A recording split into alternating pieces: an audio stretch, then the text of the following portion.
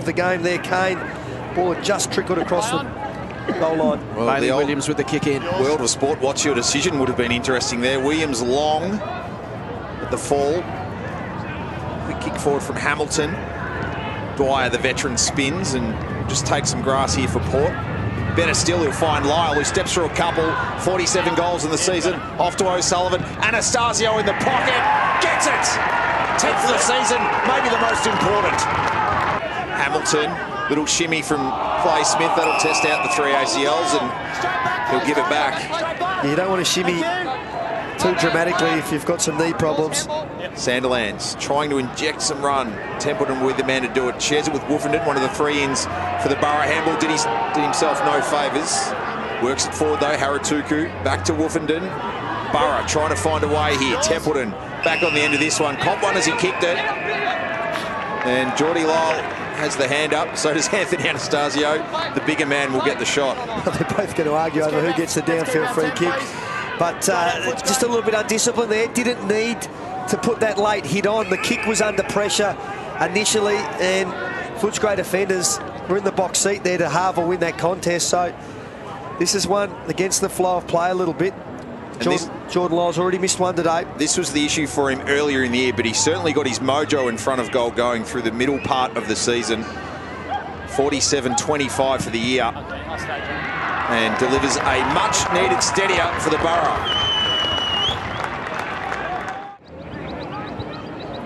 Very, very late contact there on Eli Templeton from Clay Smith. So a little bit undisciplined there. Gives Port Melbourne their second goal.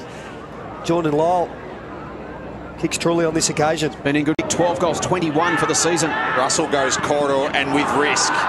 Douglas chopped off. O'Sullivan, yet another point guard-like handball. Cracker released by Pinrall and Sam Dwyer. Well, that seems to be the Sam spot because we saw Sam Lloyd live there yesterday. Now Dwyer will try and kick his first. The work in tight by Tom O'Sullivan. If you blink, you'd miss it. But his handballing on hands and knees on that occasion in traffic just releases the pressure and gives him another opportunity in front of goal.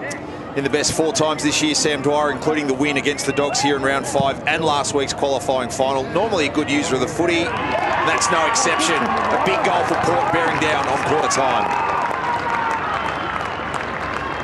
Tom Boyd too, his work rate's nice and high early. Lipinski to short to Boyd, and now a chance for Boyd. After the siren at quarter time to give the Dogs a handy break. And that's the second one this quarter that he's absolutely shanked.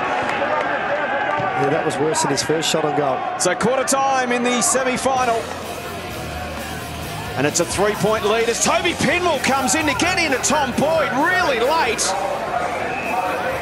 Wow.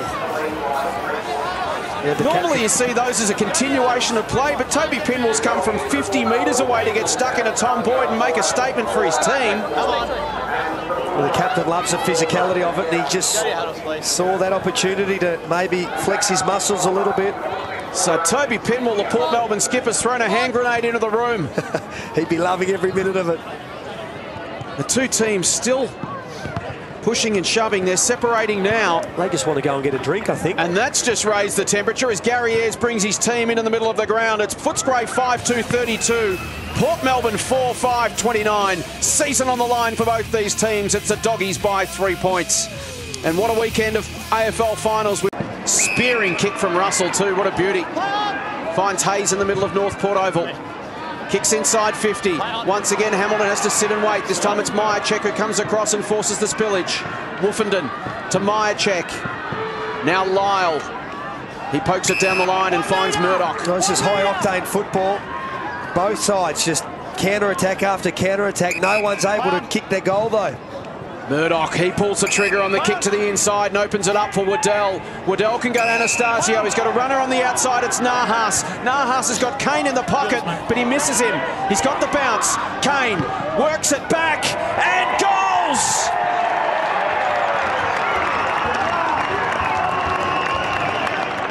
Minutes without a goal for Port, worth the wait. Waddell paddles it for Woofenden, who's working very hard for them.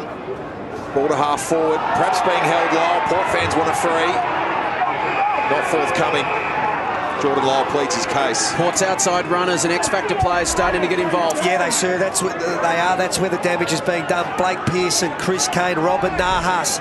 Those small, quick types are getting up nice and high and working back into the space. We talked about all the opportunities Footscray have had in this quarter that they haven't been able to utilise. They might cough up the lead here. Pearson to O'Sullivan into the corridor. Trying to cannonball through as Nahas couldn't do so. Little Gaelic-style kick from Hamilton. Jamison perhaps being held. Anastasio lost the footing, found the footy. Back to Myercheck. Clean half volley pick up from Tynan. Anastasio with Footscray man down. Pearson works to his right. Lyle in space, got it. Robin Nahas coming to the bench with a horrendous dislocated finger. Look at that one. From that contest where he came flying through the middle. Tried to get the tackle in. And a 50 here. A 50 for Jordan Lyle. I think it's against Russell. So against the flow, all the momentum was with Footscray. And if Jordan Lyle kicks his second here, it's the Borough in the lead.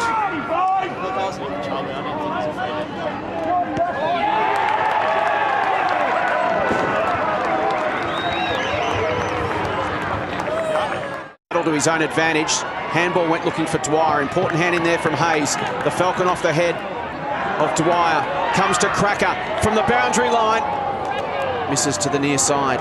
Yeah, that Borough kick, lead. That kick just needs to go to the dangerous space at the top of the square there. Ashley Cracker, just a 19-year-old. Play the percentages. That's going to come off 1 in 100. That sort of shot on goal. Dalgleish towards Tom Boyd. Woofenden just paddled it for Mercedes. Couldn't find it. Short. Chopped off Murdoch. Well played. Woofenden another possession, this time by hand. Tynan with a no-look for Hooper. And he's got Cracker camped out. In fact, it's Viojo Rainbow camped out on the wing. Anastasio works his way into space. Sees the goals. Lights up the Jets. Runs to 50. And thumps it through. The AA battery is back.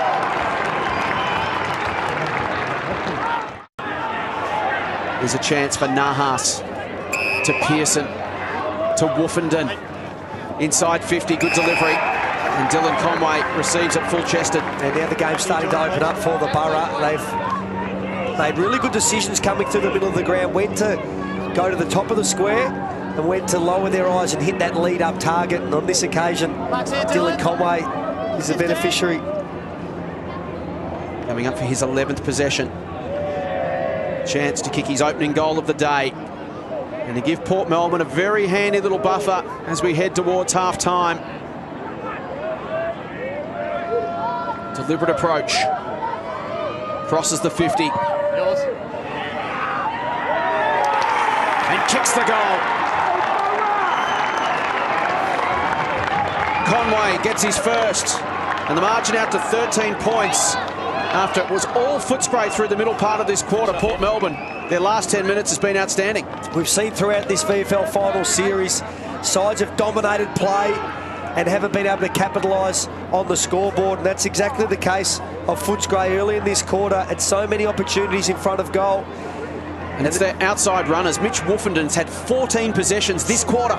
Yeah, he's been 8 to Viojo Rainbow, 7 to Murdoch, O'Sullivan, Tynan, Anastasio, 6 to Pinwell and Pearson and Kane. It's been a really evenly balanced contribution in the second term. Cook will fly from the back, punches away from Mullinger McHugh. Mercedes goes to ground, taken down by Hayes. Hooper in there trying to win the football. Hayes on top of him. Goodyear in there as well. Been quite a day for Hayes today, just the 7 disposals. Eli Templeton just the 9 for Port. He's averaging 26 a game this year. Del the tap. Taken by Mercedes. High ball inside 50. Steaming out was Lyle. Taken by Anastasio. Tight angle to the top of the goal square. Ball in dispute. Socket off the deck by Pearson. It's a 2-point game. Those handball numbers and uncontested possessions in the third term. Port on the outside. Smith emerges from the congestion. Now that was a free kick. Billy Gow was just engaged far too early in that contest, Myercheck. Starting to get frustrated, a couple of decisions going against him. And Myercheck will take the free kick on the wing as we cross 26.5 minutes. Had a big third term, Brody Myercheck, 9 possessions and 5 marks at 100% efficiency. His 10th will put Port deep inside 50, but Williams has done almost a similar job back there for the Dogs. This is his 9th touch of the quarter. Myercheck is superb at reading the play. A lot of those marks he's taken in this quarter have been off opposition boot intercept marks, which is so important. Greenwood to Dalgleish inboard. Hayes just before Port's defence closed in. Both sides happy, you'd think, at the moment with their ball movement, just to take a breath. Clay Smith has had 6 possessions in this quarter. He's forced to go down the line. Plenty of tall timber here. De Steiger sets himself. Works its way to Sandilands. O'Sullivan into the corridor through Hooper to Lang. Flips it wide for Murdoch. So the former Saint, his first year as a Borough. Brother Jordan involved in Geelong's AFL final series. Kick off the line for Haratuku, who's got runners. They're all outside. Goes inboard. Sandilands. Fly from Williams. A throw almost from Conway. It's allowed. And Lyle can stroll in. On the siren of three-quarter time. The next great television challenge. With the pressure that you apply, again, I can't be any firmer on both sides of the footy. Understand it, boys? Yep. You understand it? 25 minutes of relentless pressure that you apply with your running. The hit-ups are important again in this last quarter. Hit-ups. Don't find yourself lengthening before you see your teammate has the ball. And the other thing is, it's going to be tiring, but communicate. Communicate with instruction. Communicate with instructions to give your teammate the best way. 23 Borough boys, find something in the last 30 minutes. Abby Holmes was inside the Footscray huddle. Abs, what was the message from coach? Like a brick wall back there for the Borough. De Steiger to the front of the contest. Pinwell outnumbered. Wolfenden arrives in support. Spins through the Hamilton tackle. Gets the ball back inside 50. Lunging effort from Haratuku. Couldn't quite take the mark. Reefs it back in. Anastasio's dangerous. Paddles. Gathers. Goals!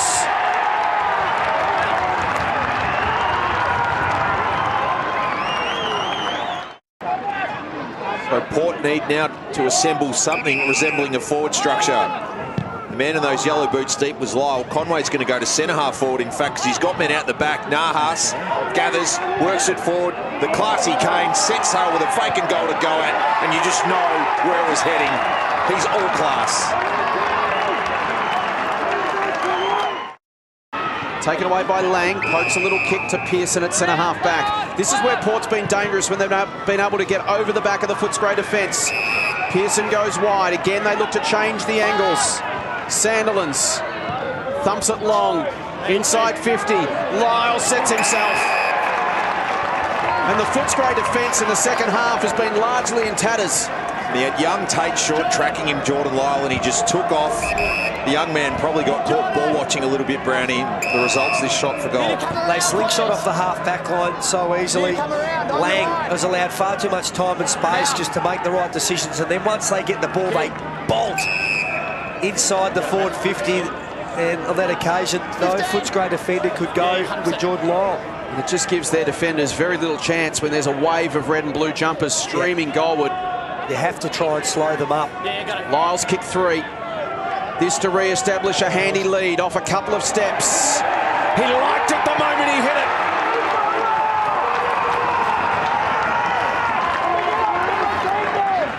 Smothered off his boot, gathered in by Anastasio, and away he goes. Just finds a hole in the traffic. Delivers to Lyle, who cleverly slapped it into the path of Dwyer. Port Melbourne charging forward once again. Standing in the way this time, Lockie Dalgleish. That just shows you their sort of ball movement. Anastasio, the man that started the chain in the middle of the ground, was the person they tried to kick to inside forward 50. Dalgleish went looking for Hayes, too much on the kick. Tynan brings it back, finds Nahas at 55. He scuttles away to 50. Open goal, set sail, and kicks another.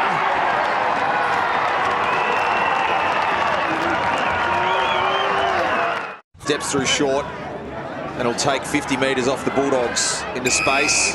The Ojo Rainbow had started this possession chain, comes inboard, hangs the kick though. It works okay. Massini, who was third in line, gallops forward. Not his best effort by foot. Short will clean up after Barry's dive. Gets around Kane. Handball forward for Hayes. No mistakes now from the Dogs. Smith almost taken. Is taken by Anastasio. Lang gallops into space. Looks at the goals. And sends them into a prelim.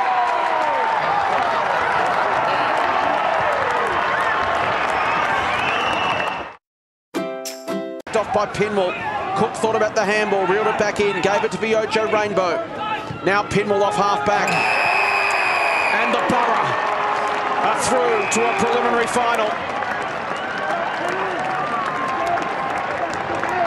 They win their first final since 2014, this proud football club who 12 months ago were on the verge of extinction.